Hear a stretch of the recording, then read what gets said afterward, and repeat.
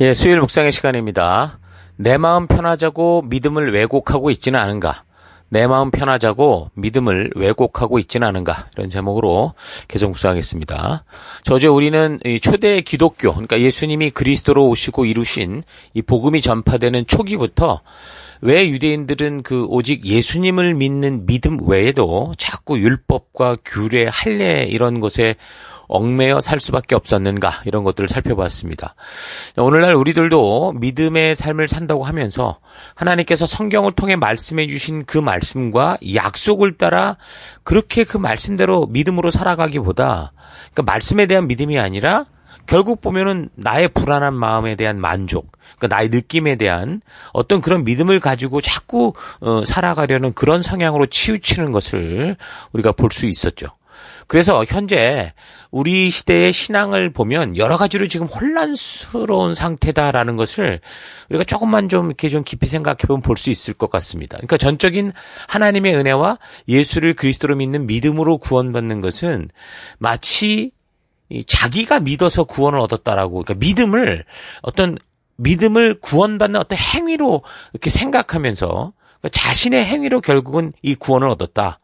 나의 어떤 것으로 구원을 얻었다. 그렇게 생각을 하고, 또 이제 하나님의 자녀가 그럼 되었다면 하나님의 말씀의 가치대로 살아가야 되는 그런 성도로서 그 신앙의 현장에서는 이제 순종하며 말씀의 가치를 따라 내가 나아가야 되는데, 오히려 모든 것을 하나님께 미루고 하나님이 대신 해달라고 그러고 있고, 그러니까 순종해야 될 자리로 나가지 않고 하나님을 그곳에 동원하는 게 마치 좋은 신앙이라고 착각을 하고 있고요.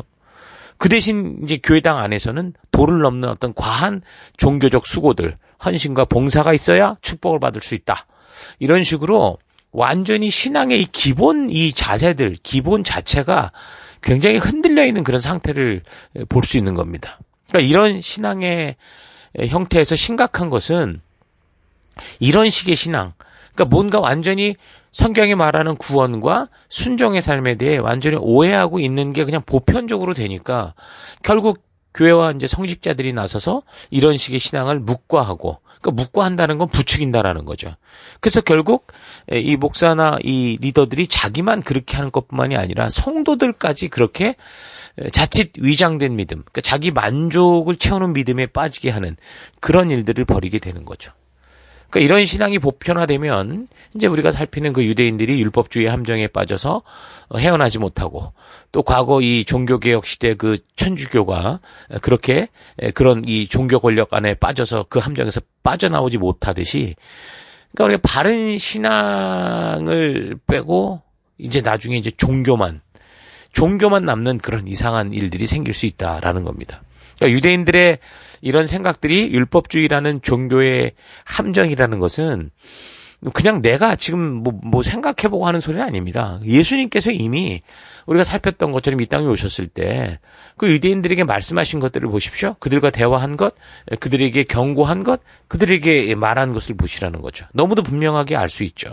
그러니까 하나님께서 직접 구원하신 그의 백성들에게 하나님 나라의 법도와 규례, 계명과 명령들을 주신 의도, 그러니까 구원받은 백성들에게 주신, 그러니까 구원받은 백성들, 이미 하나님의 은혜를 구원받은 백성들에게 주신 이 율법의 그 의도를 바르게 알고 그 뜻을 따라 살아가야 되는데, 유대인들이 그런 하나님의 의도가 빠진 율법을 붙들게 되니까 율법은 그냥 기록된 어떤 종교 법전으로 그렇게 이제 어쨌든 그 기록이 남아있기 때문에 계속 존재하잖아요. 그러니까 종교가 자기 마음대로 그 말씀을 자기 마음대로 해석하고 자기 원하는 대로 살아가는 그런 결과를 만들고 마는 거죠.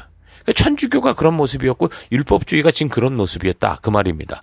근데 우리도 만약에 바른 말씀 앞에 온전히 가지 못하고 편리한 이 생활에 자꾸 신앙에 젖어들다 보면 우리도 똑같은 그런 개혁의 대상이 될 수 있다, 그런 말이죠.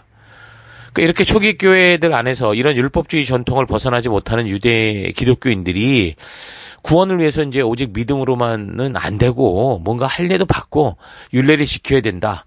그래서 이제 그런 주장들을 하게 된 거고, 무엇보다 이제 유대 기독교인들 안에서만이 아니라 이방 기독교인들도 타당성 있게 이런 이야기들이 들려지게 되더라는 겁니다. 그러니까 유대인들의 주장을 따라 그래서 그렇게 자기들도 행동하는 그런 일들이 생기게 되는 거죠. 그래서 바울이 갈라디아 지역 교회들을 향해서 이런 이 분위기 때문에 굉장히 감정적으로 보이는 아주 책망하는 편지를 보내기도 한 거 아닙니까?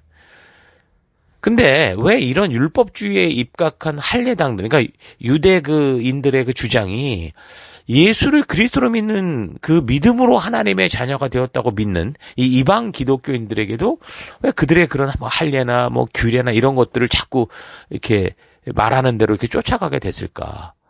그걸 좀 생각해 볼 필요가 있습니다.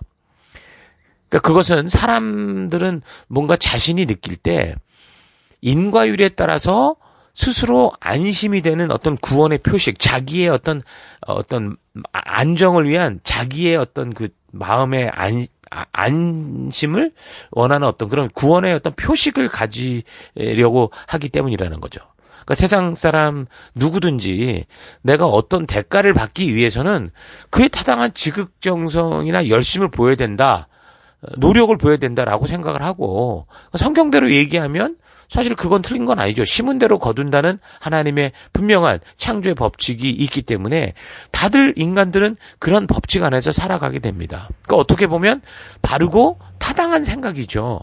그런데 이제 뭐가 문제라는 겁니까? 계속 말씀드리지만 구원에 있어서는 이게 그렇게 적용되는 문제가 아니라는 겁니다. 구원의 문제에 대해서는 이런 인간들이 생각하는 이런 인과율에 따른 우리가 노력의 결과를 가질 수 있다고 하는 이런 것과는 전혀 다르다는 거죠. 바울이 선교사역 가운데 계속해서 유대인들과 다투고 바른 복음이 무엇인지를 설교하고 전파하고자 했던 것은 바로 이 구원의 문제였습니다. 이미 전에 얘기를 했지만 바울은 율법 파괴론자가 아니라 율법을 주신 하나님의 의도를 따라 살아가야 한다는 이 복음을 전하던 사람이었거든요. 단지 죽음에서 구원을 받는 이 방법을 알게 된 게 그게 복음이 아니라 예수님께서도 스스로 말씀하셨듯이 하나님의 말씀을 외면하고 살아감으로 끊어진 하나님과의 관계를 화목한 관계로 세움으로 해서 이제 그 죄와 죽음의 길에서 완전히 벗어나서 다시 생명의 길에서 열방의 제사장이라는 이 사명을 맡은 부름받은 증인다운 성도다운 삶을 살아가는 것까지 가는 그 삶이 진정한 복음이죠.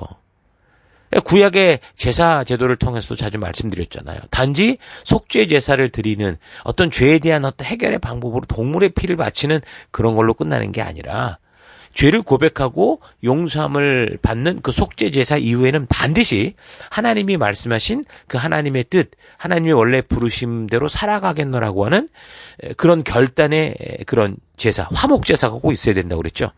그래서 결단이요, 순종의 제사가 있고, 그리고 제사만 드린 거, 예배로 드린 걸로 끝나는 게 아니라 그 하나님의 부르심을 따라 살아가는 현장으로까지 나아가는 거예요. 그게 진정한 제사 제도를 통해 우리에게 보여주는 그런 의미고, 그런 똑같은 의미가 그리스도가 오심으로 말미암아 해결되었을 때 우리 또한 그렇다라는 거죠. 예수님을 그저 구원의 방법으로만 쓰는 게 아니고 우리가 이 세상에서 마음대로 살아가다가 주일날 와서 쏘리 하면서 그냥 또 이제 용서받는 그런 어떤 용서의 도구가 아니라 이제 하나님과 화목하게 된 부름받은 하나님의 백성으로 열방의 제사장으로 증인으로 살아가는 내 삶의 곳곳에서 그런 삶을 살아가는 것까지가 진정한 복음이고 그게 진정한 성도된 모습이라는 겁니다. 그래서 바로 이제 그 속죄의 문제. 그러니까 이 속죄의 문제는요, 절대로 인간의 능력이나 어떤 동물의 피로 대신할 수 있는 게 아니라 하나님께서만 해결해 주실 수 있는 것이고 용서하실 수 있는 분이 하나님이시니까. 그래서 하나님께서는 그게 이제 우리의 어떤 노력이나 힘이나 또 동물의 피 어떤 그런 걸로는 될 수가 없으니까 그 독생자 아들 예수 그리스도를 영원한 대속의 제물로 삼아 주신 거였죠. 그러니까 이 죄의 문제는요, 우리가 좀 아무렇지도 않게 그렇게 생각할 게 아니라니까요. 만약 우리가 뭐 한 5m 깊이 되는 시멘트로 사방에 벽이 딱 막힌 뭐 한 그런 어떤 물탱크 같은 데 빠졌다고 한번 생각해 보십시오. 자신이 지극정성을 바치고 정성으로 빌고 빈다고 해서 그 물탱크를 빠져나갈 수 있는 게 아니잖아요.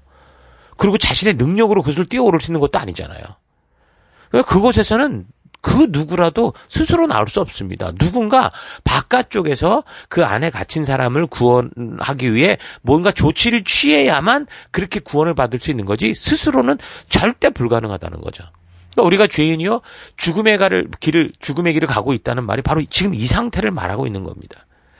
그래서 세상의 모든 사람들은 이런 하나님의 뜻을 알고 있든 모르고 있든 하나님이 창조한 존재들이기 때문에 저들의 영혼이 이렇게 이런 사실, 내가 지금 이런 죽음의 길에 처해 있구나라는 그런 것을 이 영혼이 느끼는 거죠. 그래서 불안한 거예요. 두려운 거예요. 죽음 뒤가 두렵고 우리의 그 내일이 두려운 거죠.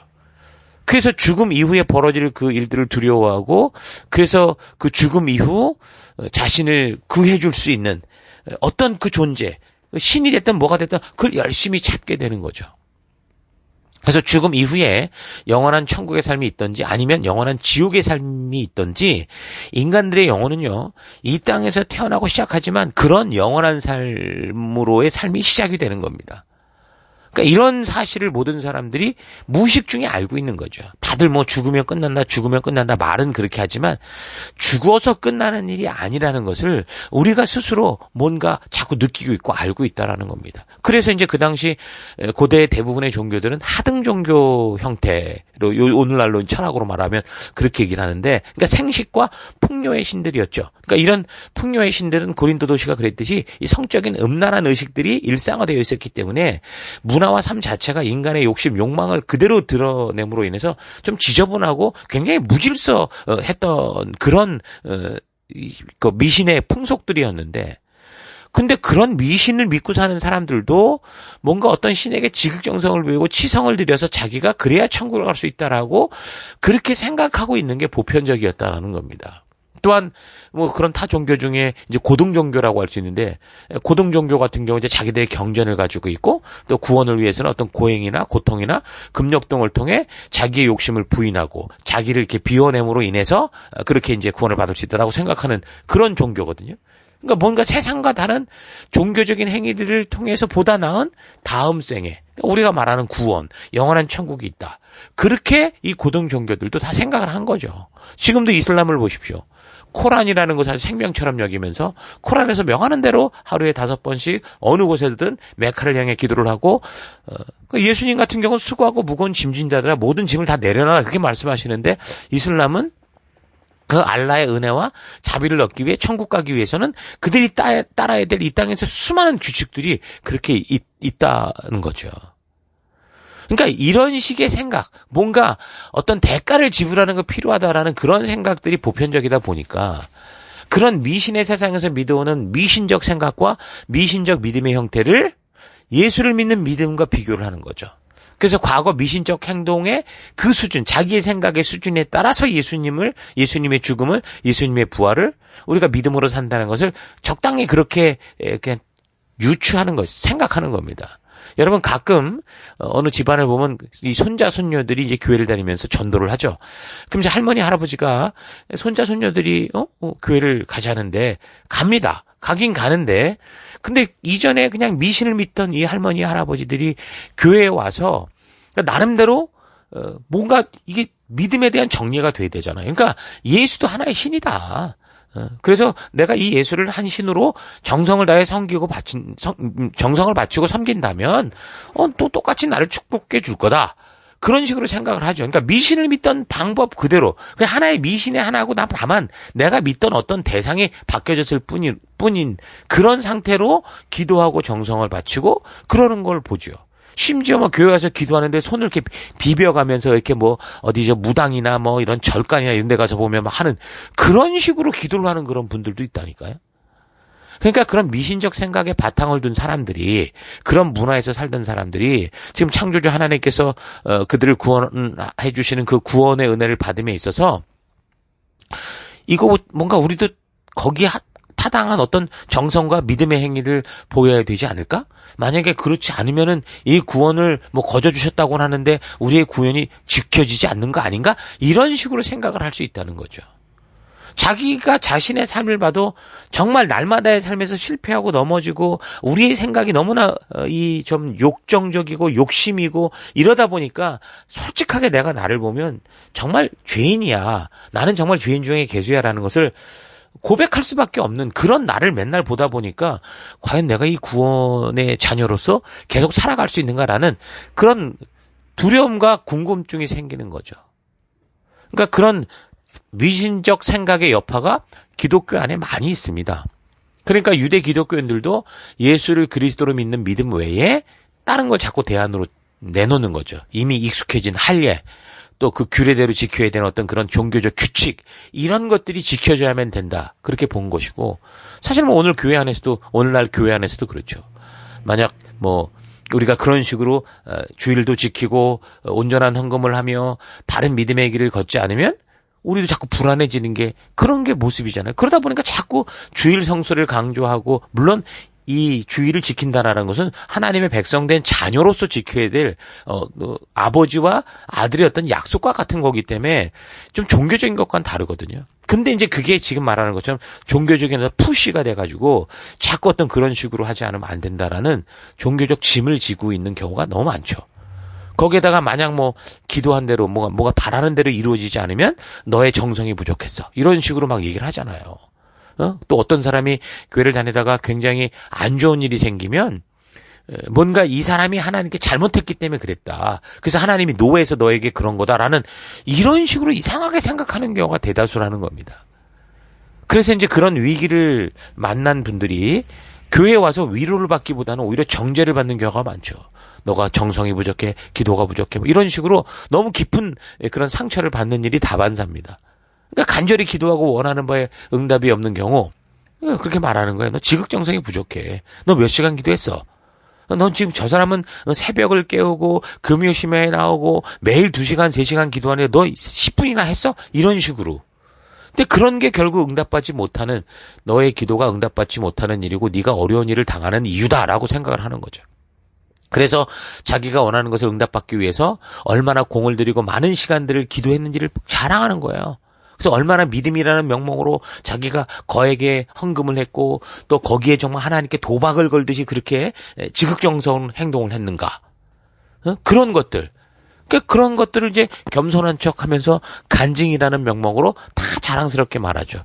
그걸 또 목사님들이 다 강단에서 막 말하라고 그러고 그러잖아요. 그러니까 그런 식의 간증의 그 뿌리를 보면 그 뿌리에 자리 잡고 있는 게 바로 이런 인과율, 공로주의라는 거거든요. 그래서 신앙생활을 하면서도 오랜 시간의 기도나 금식과 같은 행동을 하지 않으면 영성이 떨어지는 것 같은 느낌을 느끼면서, 물론 내 본성이 있기 때문에 자꾸 나도 이 편리한 쪽으로, 쉬운 쪽으로 가려는 그런 것들이 있다 보니까 결국 스스로를 금욕하고, 나쁜 건 아니에요. 그런데 이게 어떤 선을 넘어가면 구원에 대해서까지 불안한 마음들이 생기고, 그러다 보니까 어떻게 되는 거예요? 그러니까 그런 걸 가지고 이제 구원파들이 자꾸 이걸 꼬투리 잡아가지고 사람들을 이상한 이단적 생각으로 휘어잡아가지고 결국에는 공로주의적 이 종교 함정의 한 맥락에서 사람들 다 이 엉뚱한 이 지옥의 함정으로 빠뜨리는 거죠. 그래서 그렇게 본의 아니게 인과율에 민감한 사람들, 그러니까 이런 사람들은 어떻게 보면 공짜보다 당연한 대가를 치러야 된다고 생각하는 정상적인 사람들이라고 할 수 있는데, 사실 인생을 살아가면서는 그게 참 좋은 생각이고 바른 생각이 맞죠. 그러나 이런 사람들이 이런 성격으로 인해서 본의 아니게 교회를 찾아도 뭔가 지극정성을 강조하고 억지로라도 기도 세게 시키는 그런 교회를 찾아가는 경우도 있습니다.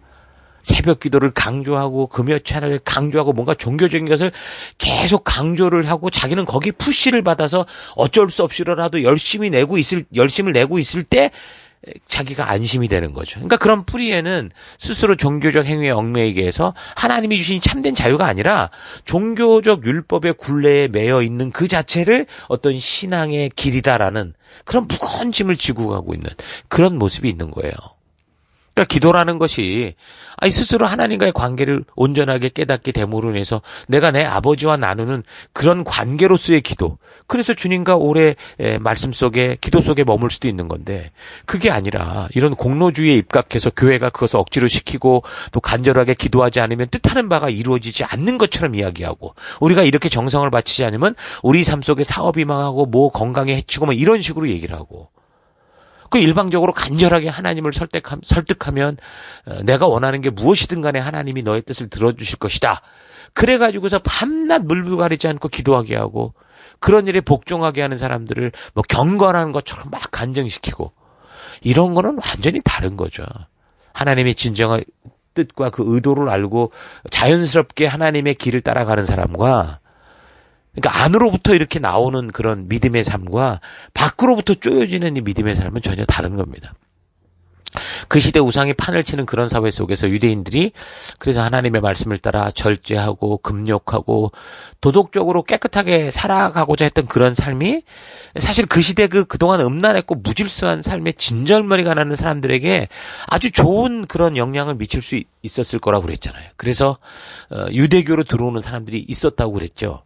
그러니까 지금도 사람들이 교회를 다니든 다니지 않든 교회 안에서 그렇게 자신을 철저히 절제하고 금욕하면서 살아가는 사람들을 아주 진정한 신앙인인 것처럼 생각하고 그런 사람들을 존중합니다.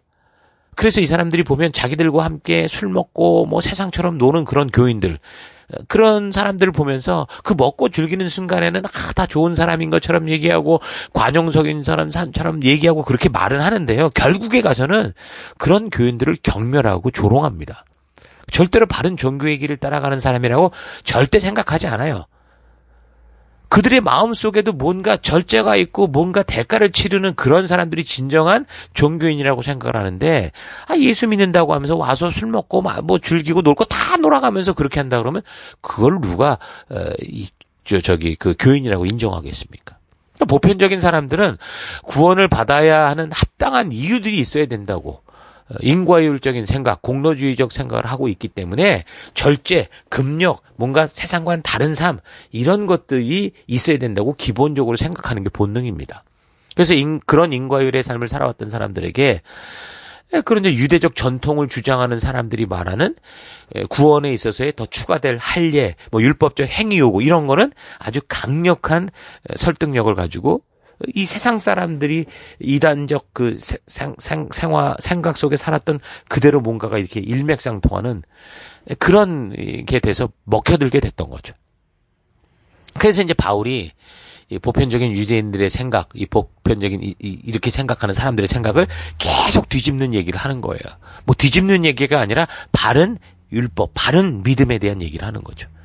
사실 바울이 주장하는 게 아니라 예수님의 말씀이었고 하나님의 뜻이죠. 하나님께서 예수 그리스도를 통해서 우리에게 계시하여 주신 이게 참된 진리입니다. 그러니까 예수님도 그렇게 떳떳해지려는 의인을 부르러 온 게 아니라 죄인을 부르러 오셨다고 하셨고 바울도 구원의 백성이 되는 것은 그런 자신의 어떤 종교적 의의로 나아가고자 하는 그런 게 아니라 이 일을 이루신 예수님을 믿음으로만 하나님이 이렇게 하셨다라는 것을 믿고 그 부르심 가운데 나아가는 것으로만 가능하다. 인과율이 아니라 하나님이 아브라함을 부를 때 아브라함이 그 소식을 듣고 나아갔듯이 우리도 예수 그리스도를 말미암아 하나님이 이루신 이 놀라운 구원의 소식을 믿고 믿음으로 나아갈 때 구원을 얻을 수 있다. 그렇게 이제 외치는 거죠. 그러니까 인과율의 법칙을 따라 살아오던 사람들에게 이 믿음으로 구원을 얻는 소식은 어떤 면에서 굉장히 종교적 무거운 짐을 벗어낼 수 있는 굉장히 듣고 싶은 희소식일 수 있거든요. 늘 자기를 그렇게 막 늘 새벽을 깨우고 뭐 밤을 새워 기도하고 뭐 금식을 하고 이래가면서 늘 뭔가 구원에 대한 불안함이 있어서 막 그렇게 자기를 옥조이던 그런 삶에서 이제 자유할 수 있다라는 건 너무 희소식이었죠. 그렇게 정말 이게 정말 복음이구나라고 분명히 느끼게 되는데도 마음속 깊은 곳에서는 인간적 그 본능 그 인과율에 따른 그런 생각과 맞지 않다고 생각하기 때문에 계속 혼란에 빠져드는 겁니다. 그래서 사람들은 사실상 예수를 믿노라 하면서도 형편없는 자신의 행동과 이 마음의 이 속마음을 보잖아요. 그런 태도들을 보면서 믿음으로만 구원을 받는다라는 것에 있어서 자꾸 구원을 의심하고 두려워하고 그래서 혼란에 빠지는 겁니다. 이렇게도 여전히 죄가 많은 내가 뭔가 구원에 합당한 방법을 취해야 되는 거 아니냐. 그렇게 생각을 하고, 그래서 할례와 같은 구원의 표식 또는 절기를 지키고 금식을 하고 뭐 금욕을 통해서 자신의 육체를 막 괴롭히고 그런 죄를 정하는 그런 행위를 할 때 안심하게 되는 거. 이거 뭐 천주교에서도 과거에 그런 일들이 많이 있지 않았습니까? 영화에서도 보면 왜 그런 이상한 영화에서도 막 그 어떤 신부 같은 사람이 막 자기를 막 몸을 그렇게 괴롭게 하고 채찍으로 치고 막 이래가면서 뭔가 고통 속에 있게 하는. 그게 그런다고 해서 인간의 본능과 욕정과 욕구가 없어지는 게 아니거든요. 이게 문제라는. 그래서 이단들이 이런 사람들의 어쨌든 이런 인과율의 심리를 가지고 마음을 흔들고 뭐 불안하게 만들어서 구원을 받는 길이다. 그러면서 자기들끼리 이제 만들어 놓은 그런 방법들을 제시하는 거죠. 그러면서 마치 유대 그 할례당들이 생각했던 것처럼 또 다른 구원의 방법이 필요하다. 이런 식으로 뭔가 자기의 생각을 집어넣고 사람의 불안한 심리를 이용해 먹는 그런 짓들을 하고 있는 겁니다. 대부분 이런 것을 주장하는 그런 이단이든 그런 사람들이 건드리는 게 사람들의 본능 속에 있는 이런 인과율에 따른 타당성을 가지려는 그런 마음. 이걸 건드리는 거예요.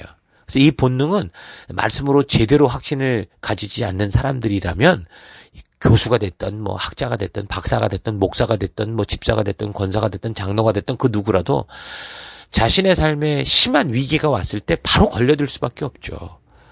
정말 자기가 너무 치명적인 죄를 짓고 그럴 때, 이걸 벗어날 수 없는 자기를 볼 때, 사도 바울이 이 로마서 7장에서 고백하듯이, 오호라 나는 공고한 사람이로다. 이걸 고백할 수밖에 없는 그런 상황에 처해질 때, 이건 다 쉽게 빠져들 수 있는 그런 상황이거든요. 왜 그렇다고요? 인과율의 법칙은 그게 하나님이 만드신 거고 그게 인간이 살아가는 기본적인 삶의 원리이기 때문에 그래요. 그래서 성경도 분명히 우리의 모든 삶에 있어서 하나님이 만드신 이 인과율에 따른 그런 삶의 중요성을 말해줍니다. 애굽에서 구원하여 신의 산으로 백성들을 이끈 하나님께서 그 백성들에게 앞으로는 이제 과거의 애굽 이집트처럼도 살지 말고 미래에 들어갈 이제 가나안처럼도 살지 말라 하시면서 하나님의 백성답게 사는 이 약속과 율법들을 주셨잖아요. 근데 그 율법의 결론은 뭡니까? 결국 이 말씀대로 순종하고 살면 준비된 풍성한 축복을 너희가 누리겠지만 불순종할 때는 최악의 삶을 살게 될 것이다. 결국 뭡니까? 인과율의 삶의 원칙, 그 심는 대로 거둔다는 분명한 말씀을 하고 있는 게 율법이에요. 그러니까 그걸로는 구원을 받을 수가 없는 거죠. 그런 율법으로는. 그러니까 율법이 필요 없다는 게 아니라 이거는 구원의 방법이 아니라는 거예요. 그러니까 바울도 오직 믿음으로 구원받는다는 편지를 보낸 갈라디아 교회에게 똑같은 원리를 얘기한 거예요. 6장 7절 갈라디아서. 스스로 속이지 말라. 하나님은 만홀히 여김을 받지 아니하시나니 사람이 무엇으로 심든지 그대로 거두리라. 우리의 모든 삶, 그것이 신앙의 삶이든 일상적인 삶이든 이런 하나님의 법칙은 반드시 적용되게 돼 있죠. 그러나 우리의 구원의 문제에 있어서는 이게 아니라고. 이 방법이 아니야. 하나님께서는 절대로 그렇게 요구하지 않으시고 은혜의 법칙을 말씀하고 있습니다.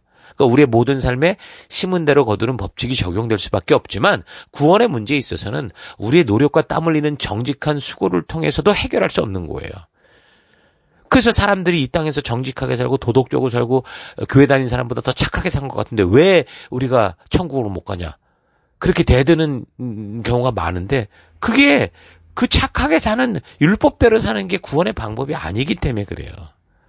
아담과 하와의 타락 이후 인간이 걷는 이 길은 하나님이 만드신 천국의 길과 완전히 떨어져 버린 다른 죽음의 길에서 평행선을 이루고 달려가는 그런 길이에요. 그러니까 하나님과 걷는 길은 천국으로 가지만 하나님을 떠난 그 길의 끝은 결국 지옥이거든요. 마치 기차철도처럼 이게 평행선을 이루며 가는 것 같은데 하나님이 인도하시는 그 길의 끝은 천국이고 결국 세상이 달려가는 그 길의 끝은 지옥을 향해 가는 거예요. 이미 얘기를 했던 것 같은데 한 4, 5m 구덩이에 빠져도 스스로 빠져나올 수 없는 게 우리라니까요. 그러니까 누군가 위로부터 도와주고 그 함정을 빠져나올 수 있는 방법을 제시해 줘야 되는데 그게 하나님의 방법으로는 바로 예수 그리스도다 그 말입니다. 지금 우리의 상태는 그런 지옥으로 가는 함정에 빠져 있는 상태이기 때문에 이 구원의 문제에 있어서는 절대로 우리의 노력과 수고 착하게 살고 도덕적으로 살고 양심적으로 살고 그렇게 해서 해결될 수 있는 문제가 아니에요. 하나님으로부터의 도움의 손길 그 하나님이 우리에게 제시하는 방법을 따라가야 되는 거. 그게 구원의 문제라는 거죠. 근데 그 당시 유대 기독교인들이 할례를 받고 율법을 지키면 그 하나님께로 갈 수 있다는 식으로 이 구원의 조건으로 그걸 외쳤기 때문에 사도 바울이 그게 아니다. 정면으로 충돌될 수밖에 없었던 겁니다. 근데 바울도 사실 이걸 전혀 몰랐죠. 그 예수님을 만나고 나서 이제 바른 진리를 깨닫게 됐고, 그래서 이 깨닫게 된 진리를 그래서 목숨 바쳐 전하고자 했던 것이었고, 그래서 이 진리를 혼탁케 하는 그런 이들, 그런 유대인들, 그런 분위기를 만들어내는 거짓 교사들과 갈라디아서 1장에서 이야기하듯 다른 복음을 전하면 저주를 받을지어다라고 할 정도로 이 구원의 문제는 오직 예수, 하나님 주신 방법, 믿음으로밖에 안 된다라는 것을 아주 강력하게 얘기를 하고 있는 겁니다. 우리가 예수를 믿고 하나님의 자녀가 돼서 하나님이 말씀하신 율법의 의도를 따라 살아가는 것은 구원의 문제와 관련된 게 아니라 이건 하나님의 자녀답게 되었기 때문에 하나님의 자녀가 어떻게 살아가야 되느냐라는 그런 모습이에요. 여러분, 우리 부모님의 자녀로 태어나서 계속해서 그 부모님의 자녀가 되기 위해서 끝없이 부모님께 지극정성을 바치고 부모님의 비위를 맞추고 그렇게 살아가지 않잖아요. 내가 부모님의 자녀이기 때문에 그냥 우리 부모님의 자녀답게 살아가는 거. 그게 가장 소중한 자녀의 삶이에요. 부모가 가장 소중히 여기는 게 그거예요. 정말 우리가 한 핏줄로 태어나서 정말 서로가 부끄럽지 않은 그런 삶을 살아가다오. 그게 부모가 기대하는 자녀들에게 기대하는 모든 거죠. 하나님도 마찬가지인 거예요. 그래서 그렇게 자녀답게 살아가는 그런 방법으로서 율법이라는 것들을, 하나님의 가치, 하나님의 백성이란 하나님의 그 한 핏줄을 가지고 태어난 우리의 이 자녀들은 이렇게 살아가는 거라고 말한 그거를 지켜가는 거는 구원과 상관없고 하나님의 자녀가 되는 그런 자녀답게 되는 그런 문제인 거죠. 자, 이런 사실 잊지 마시고 구원과 구원 그 이후에 우리 성도의 정체성을 좀 바르고 온전하게 알아서 우리가 이 짧은 인생을 살아가는 동안 좀 하나님이 부르신 참된 하나님의 백성다운 삶을 살다가 우리의 영원한 본향 천국에서 또 우리에게 주신 거룩한 삶을 누리는 여러분과 제가 됐으면 좋겠습니다. 자, 오늘 하루 믿음 안에서 살고 있다고 생각하고 있는 나도 초기 유대 기독교인들처럼 그 믿음으로 사는 것을 부정하지 않는다고는 하지만 뭔가 내 마음에 만족을 주고 안심을 주는 어떤 종교적 행위들을 해야 된다고 생각하고 있어서 또 그렇게 추구하고 있지는 않은가 좀 되돌아보십시다. 오직 믿음이라는 말은 하나님께서 계시하여 주신 참된 구원의 진리, 하나님의 방법, 그러니까 예수가 그리스도시고 살아계신 하나님의 아들이요 예수님을 말미암지 않고는 아버지께로 갈 자가 없다는 진리를 믿는 그런 바탕을 두고 할 수 있는 말입니다. 그러니까 오직 믿음을 외치면서도 그 믿음이라는 게 자기 마음의 만족, 자기 심정의 안정을 위한 것을 추구하는 그런 세상의 방법 같은 걸 추구한다면 이거 착각인 거죠. 그렇게 착각을 하면 초기 유대 기독교인들이 할례와 규례를 지켜야 구원에 대해 안심할 수 있다라고 하는 것과 다를 바 없는 율법주의적인 모습인 거예요. 인과율에 따른 삶의 원리는 하나님께서 창조하신 원리가 분명하고 그래서 모든 인생의 삶에 존재하지만 죄를 용서받고 구원의 백성이 되는 것과는 전혀 상관이 없다는 걸 잊지 마십시오.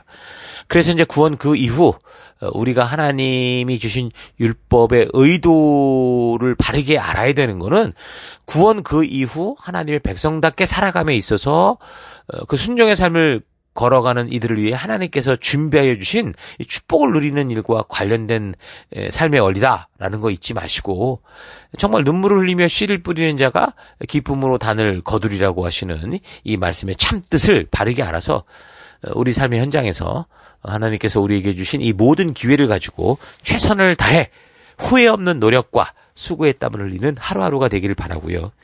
그 후에 주어지는 결과에 대해서는 어떤 열매로 우리에게 다가오든지 받아들이고 또 새롭게 그 현장에서 도전하고 하나님이 주신 사명 안에서 달려갈 수 있는 우리가 되기를 바랍니다. 우리의 마음이 편하자고 잊지도 않은 그 허구의 신을 만들고 또 하나님께서 말씀하신 의도와는 전혀 다른 그런 이상한 뒤틀린 해석을 통해 다른 종교를 그럴듯하게 만들어내는 것은 이건 스스로 이 지옥으로 빠지는 길입니다. 절망으로 가는 길이에요. 자, 그래서 우리는 이 성경과 역사를 통해 하나님의 진정한 뜻을 바르게 알아서 그 뜻하는 바가 인도하는 길을 따라 그 길이 좁고 험한 길이라고 해도 믿음으로 끝까지 걸어갈 수 있는 창조주 하나님이 찾으시고 기대하는 진정한 믿음의 자녀된 여러분 될 수 있기를 주의 이름으로 축원합니다. 오늘 하루도 힘내십시오. 잠시 기도하겠습니다. 하나님께서 구원의 문제에 있어서는 우리가 할 수 없는 일이기 때문에 예수 그리스도로 말미암아 하나님께로 가는 길을 열어주셨는데 그 예수님을 믿는 믿음에 있어서는 하나님의 은혜가 아니라 내가 믿는 행동을 해서 구원을 받았다고 생각을 하고 정작 믿음을 가지고 살아가야 하는 신앙의 현장에서는 자꾸 하나님께 은혜를 구하며 하나님께 나 대신 일하도록 기도로 미루며 살아온 것을 회개합니다.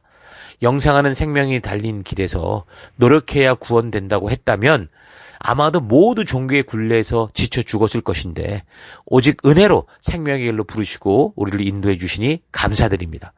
믿음 안에 들어와서 초기 유대 기독교인들의 혼란처럼 또 다른 종교적 행위 구원의 함정에 빠져 내가 정해놓은 신앙의 기준을 가지고 나의 만족과 마음의 안정, 안심을 위해 헛된 종교의 굴레를 만들지 않고 우리 하나님께서 주신 이 말씀에 기초하여 오직 믿음으로 매일의 삶을 살아가는 내가 되기 원합니다. 우리 하나님이 정말 생명 주고 우리에게 알려주신 이 복음, 이 귀한 말씀을 내 마음 하나 편하자고 마음대로 왜곡하고 뒤틀리는 그런 인생을 사는 게 아니라 내 삶의 현장에서 뒤틀린 모든 것들을 주의 말씀으로 바르게 온전케 하는 그런 삶으로 나아가는 오늘 하루 될 수 있도록 인도하시고 함께 하심을 감사드리고 예수님 이름으로 기도했습니다. 아멘.